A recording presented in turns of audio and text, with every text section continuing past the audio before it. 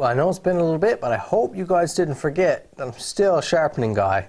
Had to dig the stones out. I haven't been at it for a little while now, just because I've been so busy, so preoccupied with other things.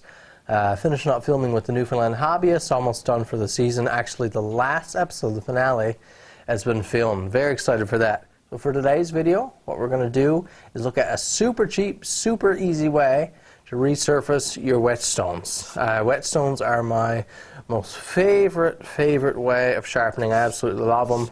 Synthetic being my choice, and I have a 400 grit nanowire here now with a huge hollow. It's not necessary to keep your stones perfectly flat all the time. A lot of people think that they need to be super flat. That's not the case. If you're doing a lot of work, say sharpening plane irons and something like that, chisels, then you do need a pretty flat stone. But for general use, knives and things like that, it's fine if your stone is a little bit wobbly, even if it has a big hollow.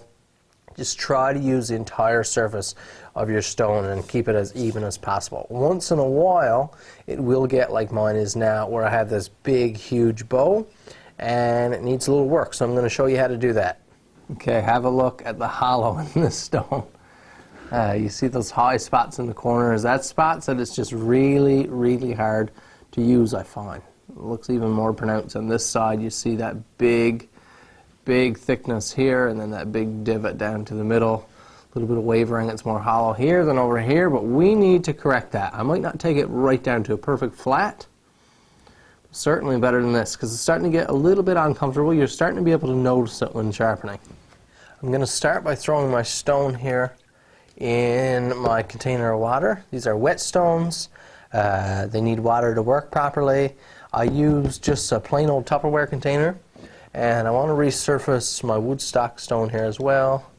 And I might as well just check out my other nanowire, give it a light resurfacing. So I'll throw these in for just a couple minutes while we're getting set up here. So I'm just going to grab any sandpaper, really, something to hold up to some water. This is 150 grit paper, and so it's quite coarse. You could even go coarser, and you just want to get yourself a nice flat surface.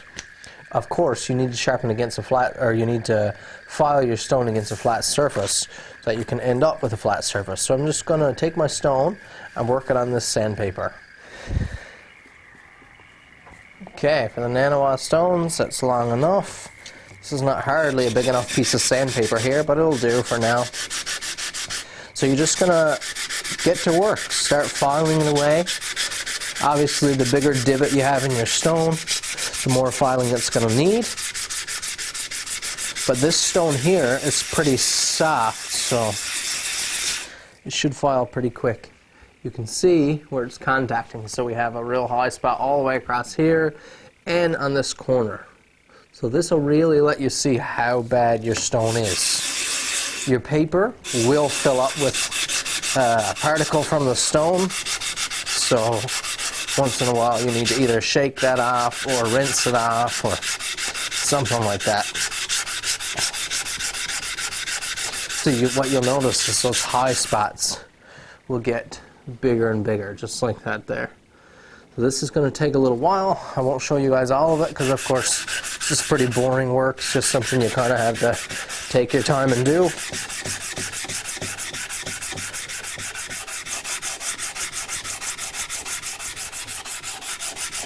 So you can see I'm all the way there except for this bit of hollow in the middle, but it's so close there now that I'm not going to go any further. This is close enough that it's not going to affect me at all.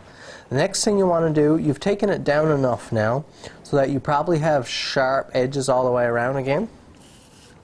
And I hate those sharp edges, so I always make sure I just give a little bit like that on my four top edges, just so it's rounded a little bit. If not, if you don't do that, I guarantee your edges will be catching, the edges of your knives will be catching the top edge.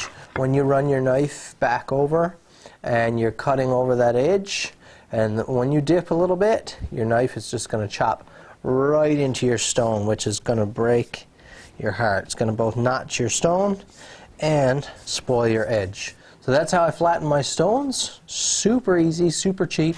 You see, I let my stone dry out, and it works just as well dry, although it creates more of a mess. So you can be the judge, dry or wet, not a big deal. I just didn't bother keep soaking it.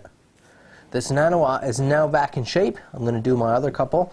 One final point, if you use a really coarse sandpaper, which I've done before, say down around 60 to 80 grit, it's going to leave scratches in your stone. So you're going to want to finish on something up around this here, which is 150. This 150 leaves a beautifully smooth finish, which is fine, but something like a 60 or an 80 will leave, you'll see those scratches in your stone. You're going to want to get rid of those because those will, your knife edge will grab in it when you're sharpening. Hope this video helped you out. If it did, please hit the like button. Subscribe to my channel if you haven't already. Check out the sharpening playlist. Tons of content that I think will be very helpful for you. Hit that like button, leave me a comment down below. We'll see you in the next video.